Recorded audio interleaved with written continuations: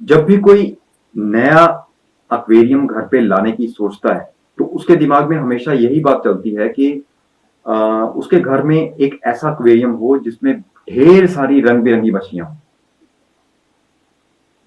अब इस चक्कर में जब वो अपने घर एक्वेरियम लाते हैं तो वो एक्वेरियम डीलर से ऐसी ऐसी मछलियां अपने एक्वेरियम के लिए चूज करवाते हैं जो कि उनके लिए बिल्कुल भी सूटेबल नहीं होती, या मैं यूं कहूं कि एक नए एक्वेरियम में वो इतनी ज्यादा मछलियां डाल देते हैं और ऐसी मछलियां डालते हैं जो कि सूटेबल नहीं है, क्योंकि उन्होंने अपना होमवर्क नहीं किया है। तो आज के वीडियो में हम बात करेंगे ऐसी मछलियों के बारे में जो आपके लिए सूटेबल हैं।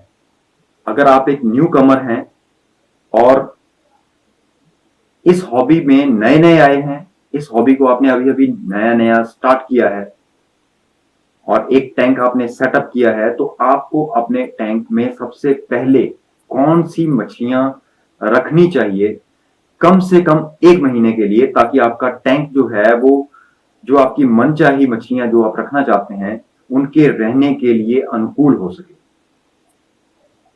नमस्कार दोस्तों, मैं हूं एस डी शर्मा और आप देख रहे हैं एक्वाटेक इन्फो।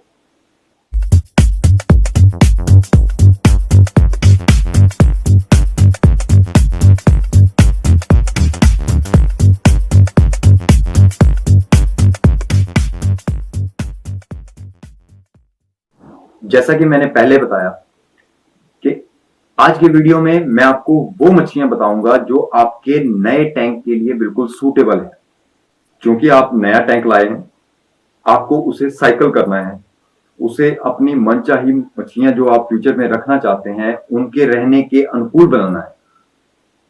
तो उनके अकॉर्डिंगली उस एटमॉस्फेयर को तैयार करने में आपकी जो मछलियां मदद करती हैं, मैं वो मछलियां आपको आज के वीडियो में सजेस्ट करूंगा। सबकी अपनी अपनी चॉइस हो सकती है। जो मछलियां मैं आपको सजेस्ट करूंगा वो मेरी अपनी आजमाई हुई मछलियां हैं। उनको मैंने खुद आजमाया हुआ है इस प्रोसेस के लिए। बहुत हार्ड हैं और स्टार्टिंग में जो बिगिनर्स हैं, जो अभी इस हॉबी में नए नए आए हैं, उनके लिए बिल्कुल सूटेबल है। देखिए, सिंपल सी एक बात मैं आपको बता दूं कि जितनी छोटी फिश होगी उतना वो कम खाना खाएगी, उतना ही वो कम वेस्ट प्रोड्यूस करेगी, उतना ही कम लोड फिल्टर पर पड़ेगा और उसमें बैक्टीरिया पैदा होने की संभावना जो है वो बहुत ज्यादा बढ़ जाएगी और कैजुअलिटीज जो होंगी वो कम होंगी।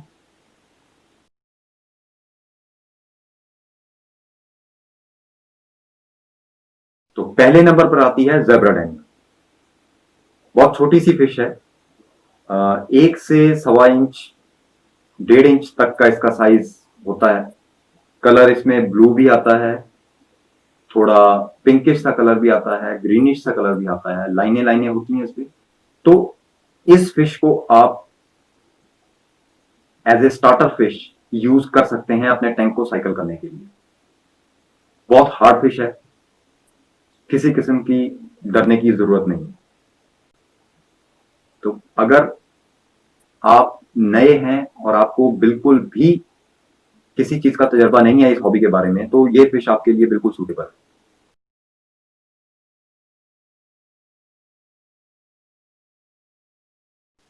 दूसरे नंबर पर आती है मोलीज। मोलीज एक ऐसी फिश है जो कि लाइव बेरर है, यानी कि वो अंडे नहीं देती, वो बच्चे देती है। और बहुत से ऐसे हॉबिस्ट्स हैं जो अपने टैंक में मोलीज रखना पसंद करते हैं, क्योंकि ये बहुत ही प्रोफोलिक ब्रीडर है, बहुत जल्दी बच्चे देती है। टैंक साइकिल करने के लिए भी ये बहुत हार्ड है, काफी वर्स्ट कंडीशंस को ये झेल जाती हैं। तो आप 4 से 6 पीस मोलीज के अपने टैंक में उसको साइकिल करने के लिए रख सकते हैं। मोलीज का मैक्सिमम साइज जो होता है वो 4 इंच तक पहुंच जाता है, लेकिन वो तब पहुंचता है अगर आप उनको प्रॉपर केयर देते हैं, प्रॉपर उनकी मेंटेनेंस करते हैं।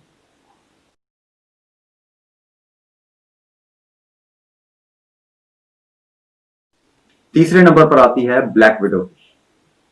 ये ब्लैक विडो टेट्रा है, इसको स्कर्ट टेट्रा भी बोलते हैं। सॉफ्ट वाटर फिश है, अमेजोन रिवर में रहने वाली फिश है। ब्लैक सा कलर है इसका, आप फोटो में देख ही रहे होंगे। ब्लैक सा कलर होता है इसका, और उसमें आधी बॉडी में ब्लैक कलर की लाइंस होती हैं, तो आगे का आधा भाग है वो थोड़ा ग्रेइश कलर का होता है। तो ये भी परफेक्ट बिगिनर फिश है। इनको भी अगर आप 5 से 6 पीस अपने एक्वेरियम में रख लेते हैं तो ये भी बहुत अच्छा रिस्पॉन्स देती हैं।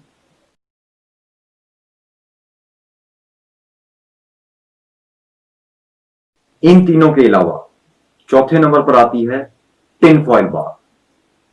टिन फॉयल बार इन सब फिशेज में सबसे ज्यादा हार्ड है। ये इतनी हार्ड है कि बहुत ज्यादा वर्स्ट कंडीशन हो पानी की तब भी उसको झेल जाती है।